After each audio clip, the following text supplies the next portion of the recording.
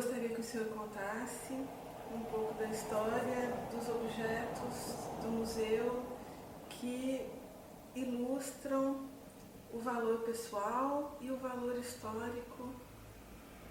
Conta um pouco da história da vida do senhor e um pouco da história da sua ilha e da sua gente.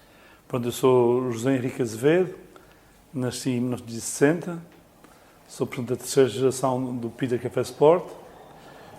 O café começou em 1918 com o meu avô, Henrique Azevedo, por isso escolhi para ilustrar portanto, um trabalho mais pessoal. Portanto, em primeiro lugar, o meu avô, fundador do café, embora o negócio da minha família tenha começado no século XIX, com o meu bisavô.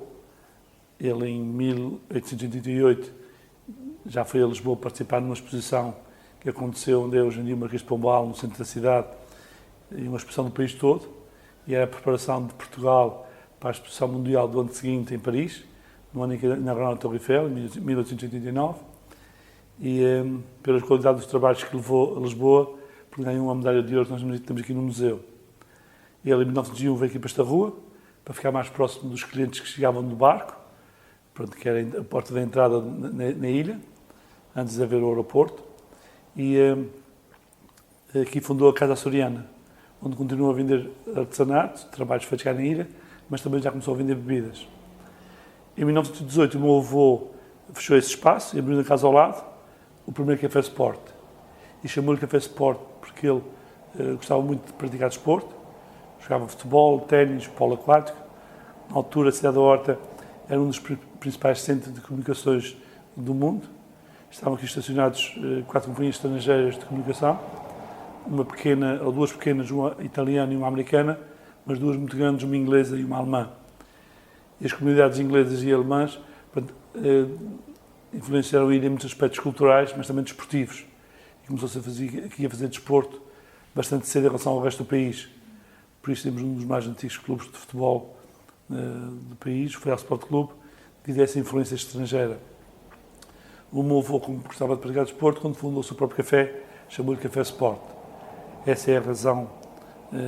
Então quis escolher a peça dele, ao ser a primeira peça a escolher, ser escolhida. A segunda peça é o meu pai.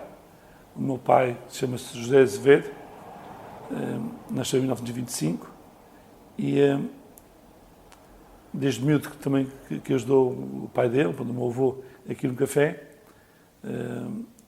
mas a partir dos anos, a partir da Segunda Guerra Mundial, ele veio mesmo trabalhar com o pai dele, para o café. Ele trabalhou durante 6 meses no Porto, a bordo de um barco inglês, com 18 anos, e a bordo desse barco, um chefe dele, um oficial inglês, pediu ao meu pai um dia, se em vez de chamar José, se podia chamar Peter. Primeiro acredito que fosse mais fácil chamar a palavra Peter do que José, mas a razão que ele dizia ao meu pai é que achava o meu pai parecido com o filho dele que estava na Inglaterra. E era uma forma de matar saudades. O meu pai não se importou, só que os outros ingleses a bordo todos começaram também a chamar-lhe Peter, e com os anos o próprio café começou a ser mais conhecido por Peter de Café Sport.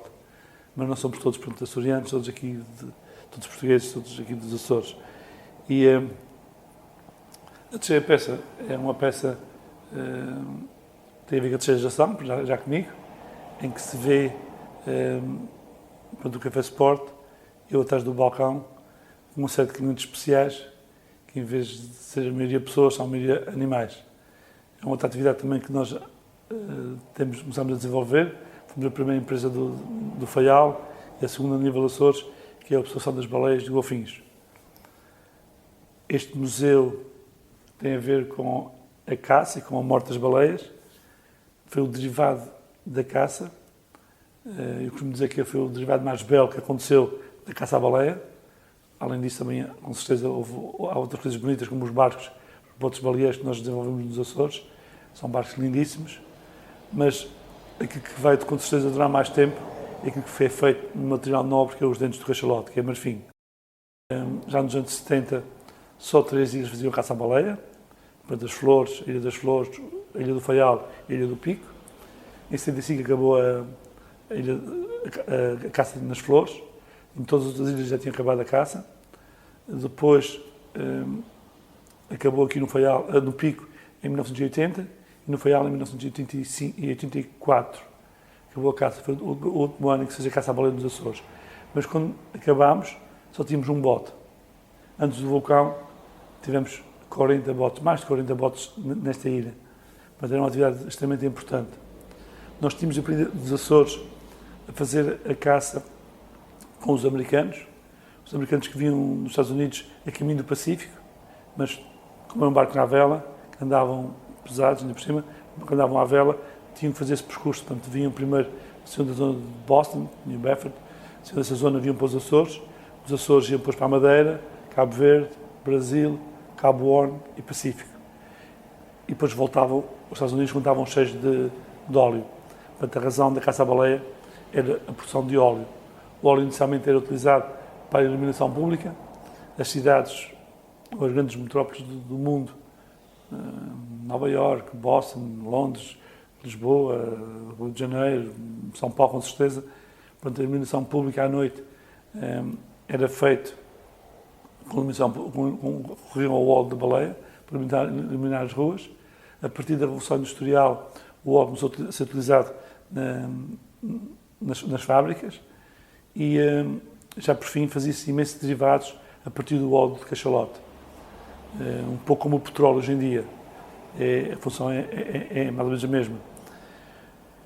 A razão então da caça à baleia era para a produção de óleo e nós aqui nos Açores fazíamos essa caça que aprendemos com os americanos, porque muitos açorianos emigraram com os americanos, mas já era para sair da pobreza. Portanto, tinham o desejo de ir aos Estados Unidos. Então, trabalhavam durante 4 anos a bordo das baleeiras, depois ficavam legais para ficar nos Estados Unidos. Portanto, fez uma migração muito forte através do século XIX, até o princípio do século XX, através das baleeiras. Mas depois começámos também a fazer caça nas ilhas, a partir de terra. A grande diferença é que nas baleeiras estão em alto mar, tudo é feito em alto mar, os próprios navios eram navios fábrica, produziu o óleo a bordo dos navios. Aqui nós caçámos as baleias, voltámos para a terra no fim do dia, trazíamos a baleia de reboque morta para as fábricas, onde depois era cortada para produzir o óleo. Mas a bordo dos navios baleeiros, que eram barcos que andavam à vela no meio do oceano, quando não havia vento, podiam ficar parados uma semana ou mais, não sei se podiam movimentar. Então, para ocupar o tempo, os comandantes incentivavam os baleeiros a fazerem essa arte, o scream show, que é uma arte que é um nome que não tem tradução para português, nem para outra língua qualquer. Há quem goste, os americanos e os ingleses gostam de dizer que é a combinação de 2 palavras, scream e show. Scream é o barulho que faz o gravar, show o que se vê a seguir, mas depois não está bem escrito. Eu pessoalmente não gosto dessa explicação e não gosto porque isso é um pouco como se fossem os primeiros a fazer essa arte e não foram. Antes dos ingleses e dos americanos, outros povos na Europa fizeram a caça à baleia, começando pelos bascos, foram os primeiros a fazer a caça à baleia, os bascos, em Espanha, a seguir os franceses, a seguir os holandeses, depois os noruegueses e outros povos nórdicos, e depois foi os ingleses e mais tarde ainda os americanos. E havia uma palavra antiga holandesa, screamshander, que significava malandro, preguiçoso. E realmente a ideia, a pessoa que está a fazer um trabalho desse, é essa ideia. Está sentado, durante muitas horas, com um dente numa mão, um pedaço de ferro muito fino noutra, a riscar com muita paciência.